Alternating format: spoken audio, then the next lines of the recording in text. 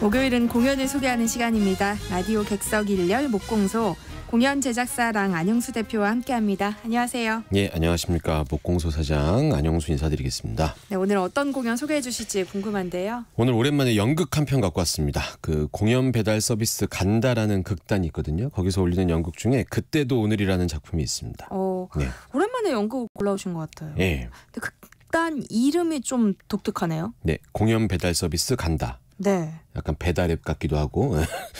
그 2003년에 그 한예종 한국예술종합학교 출신들이 처음에 만들었던 극단인데 벌써 이제 20주년이 넘었어요. 그래서 20주년 공연을 작년부터 하나씩 올리고 있는데 네. 오늘 소개해드릴 공연은 그 20주년 공연 라인업 중에 두 번째 작품입니다. 네. 근데 극단이 20년간 유지된다는 게 쉬운 일이 아니잖아요. 쉬운 일 아니죠. 그리고 20년 이상 유지된 극단들에서는 정말 훌륭한 배우분들이 많이 나오시기도 했는데 네. 잠깐 이 극단 말씀을 드리면 이 극단 이름이 공연 배달 서비스 간다잖아요. 네. 이제 그 느낌이 뭐냐면 그 관객이 찾아와 주셔야만 공연이 할 수 있는데 공연이 직접 관객들을 찾아간다는 의미로 이제 이런 이름을 만들었다고 하더라고요. 근데 뭐 그렇다고 막 찾기만 하면 무조건 찾아가는 건 아니고 그런 의지를 반영해서 만든 이름이고 그 간다라는 이름이 그 간자가 간략할 간, 다자가 마늘 따자래요. 그래서 간략하고 좋은 공연 그리고 다양한 스타일의 공연을 추구한다는 뜻을 가지고 있는 그런 극단이라고 합니다. 네. 근데 이제 극단 이름만 그럴싸하고 막상 공연 올렸는데 뭐 비슷비슷하네 이러면 이제 이게 유명무실해지는데 그렇지가 않았어요. 그 2004년에 올려진 거울공주 평강 이야기라는 공연이 이 극단 이름으로 처음 알려진 작품인 것 같거든요. 그때 저도 이제 봤었는데 당시에 진선규 배우 아시죠? 네. 진선규 배우가 주연이었었는데요. 이 우리가 알고 있는 평강공주 바보온달 이야기를 살짝 비틀어서 만든 작품이었는데 이 진선규 배우의 몸짓 하나하나가 마치 타잔같이 진짜 야생에 살고 있는 것 같이 그런 움직임을 보여줬고 거기 있는 배우들이 다 그렇게 연기를 해서 정말 신선하고 대단했던 작품이었습니다. 그 무대는 아까 간략하다고 그랬잖아요. 네. 무대는 대단한 건 없는데 그야말로 그 배우들의 신체를 이용해서 만들었던 작품이라서 간략하고 좋은 작품을 만들었던 거죠. 그래서 그 이후로 뭐 유도소년이나 템플, 올머스트 메인, 나와 할아버지 등 다양한 작품을 꾸준히 만들어내고 있는 그런 극단이에요. 이 극단에 유명한 배우분들이 많다면서요. 예, 방금 말씀드렸던 진성규 배우분도 그렇고 그리고 이제 오늘 소개할 그때도 오늘에 나오시는 이희준 배우도 아마 이제 이 극단의 대표적인 현재 배우라고 할 수 있을 것 같고요. 네. 그 뭐 더글로리랑 최근에 이제 눈물의 여왕 거기 박성훈 배우. 네. 이분도 이제 여기 출신이에요. 유도소년에 나왔었던 배우분이고 그리고 이제 이 극단이 다른 공연을 할 때 워낙 작품이 괜찮으니까 가수 겸 연기자인 김세정 씨 같은 분들도 네. 시즌에 맞춰서 함께 작업을 같이 하기도 하고 그런 활동을 하고 있습니다. 많은 배우분들이 이 극단의 공연에 많이 출연하고 계세요. 네. 이 극단의 작품들도 좀 관심 있게 살펴보면 좋을 것 같은데요. 네. 그렇다면 이제 오늘 소개해 주실 연극 그때도 오늘이 어떤 작품인지 소개를 좀 해주세요. 일단 제가 얼마 전에 공연을 봤는데 간단하고 확실하게 오늘 간략하고 뭐 이런 얘기 계속 하니까 네. 간단하고 확실하게 말씀을 드리면 제가 오늘 설명을 드리는 것과 상관없이 청취자분들 중에서 공연에 관심 있으신 분들은 네. 무조건 보러 가셨으면 좋겠어요. 무조건. 네, 무조건. 그렇게 말씀하실 정도로 좋은 작품이라는 얘기죠? 예, 정말 저는 너무 좋은 작품이라고 생각하고요. 그리고 그렇다고 해서 이 작품 너무 어려운 연극 아닙니다. 우리가 모르는 시대적 상황이 나오는 것도 아니고 과하게 웃기려고 하는 의도도 없고 그렇다고 과하게 울리려고 하는 의도도 없는 작품이에요. 그냥 가서 보시면서 관객 입장에서 웃었다가 먹먹해졌다가 또 뭐 따뜻해졌다가 또 뭐 감동을 느끼셨다가 이렇게 하시면서 본인의 어떤 사라진 감정 그리고 삶의 의미 이런 것들을 좀 생각해 볼 수 있는 그런 작품이다라고 말씀드릴 수 있을 것 같아요. 작품에 좀 푹 빠지신 것 같아요. 예, 조금만 더 집중하면 눈물 흘리면서 얘기할 수 있는데 대낮이라 좀 참고 있습니다. 얼마나 좋은 작품인지 좀 판단할 수 있도록 내용을 설명해 주세요. 예, 이 작품 그 4가지 에피소드로 구성되어 있는 작품이에요. 1920년대 이야기, 40년대 이야기, 80년대 이야기, 그리고 2020년대 가까운 미래일 수도 있는 시대의 이야기. 제가 이제 하나씩 간단하게 소개해 드릴게요. 먼저 첫 번째 에피소드는 1920년대. 그러니까 일제강점기 시대죠. 그 경성이고요. 이 배경은 주재소입니다. 그러니까 일제강점기 때 일본 순사가 근무하던 곳을 주재소라고 이렇게 얘기하더라고요. 그리고 무대 한가운데 세로로 이 회전 무대의 벽이 세로로 딱 세워져 있거든요. 그러니까 축구장에서 보면은 중앙선 같이 이 벽이 딱 가운데 서 있어요. 그리고 오른쪽과 왼쪽 양쪽이 서로 볼 수 없는 상태로 벽이 이제 세워져 있습니다. 그리고 그 양쪽에서 두 청년이 대화를 하게 됩니다. 한쪽은 독립운동하던 경기도 쪽에 사는 청년이고 반대쪽은 조선어학회를 들어가려고 했었던 평안도 청년인데 네. 결국 둘 다 이제 일본 경찰에게 잡혀온 거죠. 그리고 이제 그 둘이 그 시대를 살아가는 이야기를 서로 하게 돼요. 한쪽에서 막 억울하다고 울고 있으니까 저쪽에서 들리니까 저기요 이러면서 이제 말을 하기 시작하는 거죠.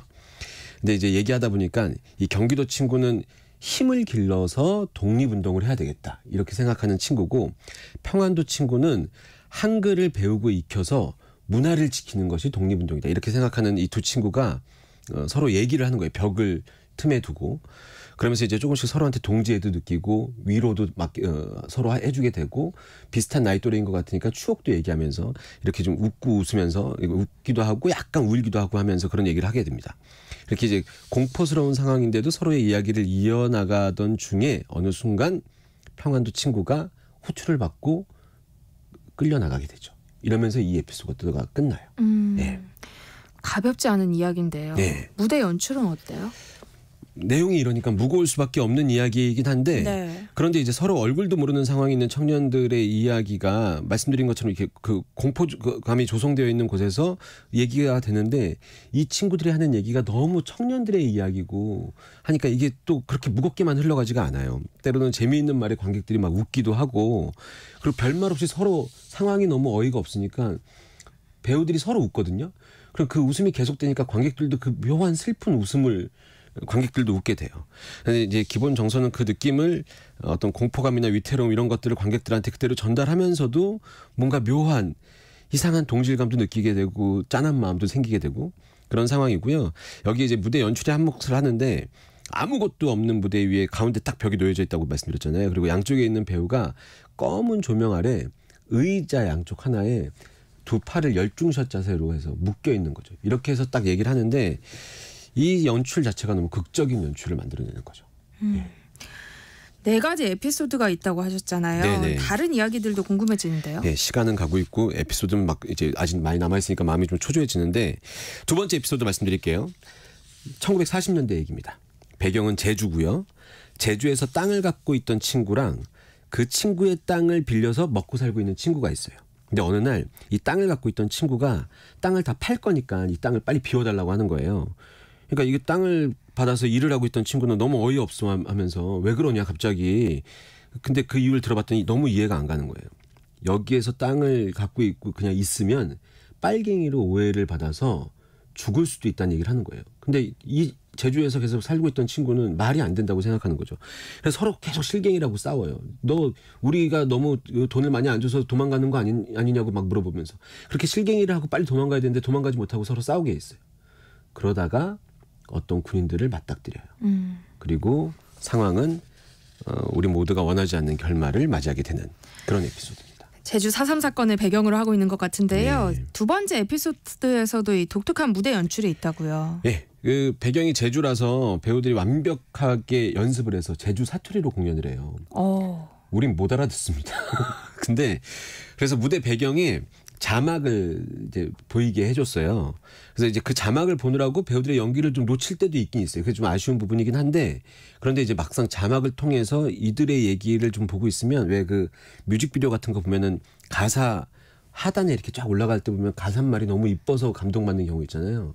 그 제주말로 연기하고 있는 배우들의 소리를 귀로 들으면서 그 자막을 보고 있으면 그 먹먹함이 그 깝깝한 상황이 더 전해지는 거죠.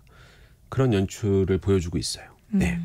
이렇게 하나씩 이야기를 들어보니까 이제 세 번째 에피소드가 또 어떤 시대를 담았을지 짐작이 좀 되기도 해요. 네. 1980년대라고 하셨잖아요. 네, 예상하시는 그 시대 맞고요. 세 번째는 장소가 이제 부산의 유치장입니다. 거기에는 이제 학생 운동을 하다가 잡혀온 대학생이 있고 또 술 먹다가 난동 부려서 잡혀온 아저씨가 있어요. 그리고 이 둘은 대화를 하기 시작해요. 좀 그 이불이 하나밖에 없어갖고 그 이불 좀 달라고 이러면서 이제 대화가 시작되는데 이 가운데 저 배경 소리로 경찰서 안 TV에서 아마도 이제 5.18 그 광주 민주화 항쟁으로 추정되는 뉴스가 계속 이제 중간중간 흘러나옵니다. 그래서 사실 이제 공연 보면서 이 에피소드는 이제 그런 갈등을 보여주는 거구나 이렇게 생각했거든요. 근데 여기서 조금 놀랐던 사실은 이 학생과 이 아저씨는 사실 아는 사이였었던 거예요. 네. 처음에는 학생이 이제 모른 체 하면서 아닙니다 이러면서 모른 체 하거든요. 근데 나중에는 이 관계가 서로 안다고 하면서 밝혀져요. 그리고 서로 막 그 자기 입장을 얘기하면서 대립하고 있었던 관계가 그 알고 있었다는 사실 하나 때문에 서로를 이해하려고 노력하는 모습으로 마무리는 되긴 하거든요.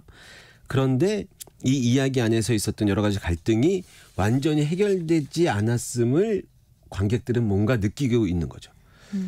그래서 계속 이어서 이제 네 번째 에피소드 좀 말씀드리면 네 번째 에피소드는 아까 2020년대 우리가 그 가까운 미래라고 생각할 수 있는 그런 시대인데 두 명의 친구가 등장합니다. 이 두 명의 친구는 둘 다 군인이에요.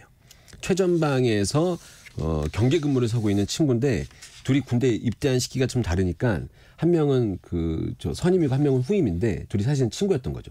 그래서 아무도 안 보니까 친구들끼리의 대화처럼 이렇게 막 이어가는데 보는 내내 이건 대본 아닌 것 같은데 진짜 찐친들이 하는 얘기인데 뭐 이렇게 생각될 정도로 말장난도 하고 그러거든요. 그러면서 우리가 여기서 지금 뭐 하고 있는 거냐, 이 왜 싸우는 거냐, 도대체 전쟁 왜 하는 거냐 이런 얘기들을 막 해요. 그러다가 이 둘이 세상의 모든 다툼이 없어지는 날을 생각하면서 한참 즐거워해요. 그때 다급하게 이게 그 초소로 연락이 오는 거죠. 그러면서 이제 상관의 목소리가 무전기를 통해서 들리게 되고 그렇게 다시 무서운 공포 분위기로 빠져들면서 경계 근무에 긴장한 상태로 현실로 돌아오는 그런 이야기를 다루고 있는 에피소드가 마지막 에피소드입니다. 네. 여러 가지 생각이 들게 하는 공연일 것 같은데요. 안 대표님이 왜 이 작품에 매료됐는지 알겠네요. 네. 제가 시간이 좀 부족해서 자세히 말씀드리진 못했는데 일단 그 우리 배우의 연기를 보러 공연장에 많이 가니까 4가지 에피소드에 2명씩 나오거든요. 네. 그러니까 8개의 캐릭터를 연기하는 거예요. 매회 하는 이 2명의 배우가 8가지의 캐릭터를. 그래서 배우의 연기하는 맛을 확실히 좀 느끼실 수 있고 그리고 아까 그 제가 방송 처음에 말씀드렸지만 우리가 살아온 이 나라의 이야기가 시대별로 나오기 때문에 공감이 훨씬 더 많이 되고 그리고 이제 2024년도 오늘도 공연의 제목처럼 그때도 오늘 같은 날이 아닐 수 없다는 이제 생각이 들면서 많은 생각을 하게 해주는 그런 연극이라고 말씀드릴 수 있을 것 같아요. 네. 이야기를 나누다 보니까 궁금증이 생기는데요. 네. 대표님 4가지 에피소드 가운데서 뭐가 제일 좀 좋으셨어요?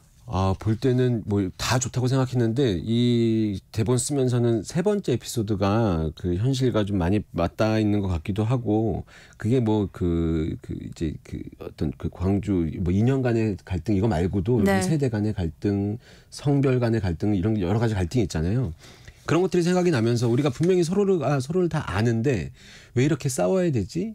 이런 생각이 들면서 3번째 에피소드가 좀 마음이 좀 짠하게 담겼습니다. 네. 네, 이제 마무리해야 하는 시간인데요. 오늘도 함께 들어볼 노래 가지고 오셨다고요. 또 마무리하나요? 극 중에 공연 내내 한국 가요가 그 가사말에 맞춰서 잘 나와요. 네. 굉장히 잘 어우러지고 유재하 씨의 노래가 나오거든요. 이 이야기들과 좀 묘하게 감성적으로 맞는 곡인 것 같아서 제가 그 공연에 나오는 노래 중에 하나인 유재하님의 가리워진 길을 준비했습니다. 네. 네. 오늘은 연극 그때도 오늘에 대해서 이야기 나눠봤는데요. 끝으로 유재하의 가리워진 길 들으면서 코너 마무리하겠습니다. 목요일은 공연을 소개하는 시간 목공서 지금까지 랑안영수 대표와 함께했습니다. 고맙습니다. 감사합니다.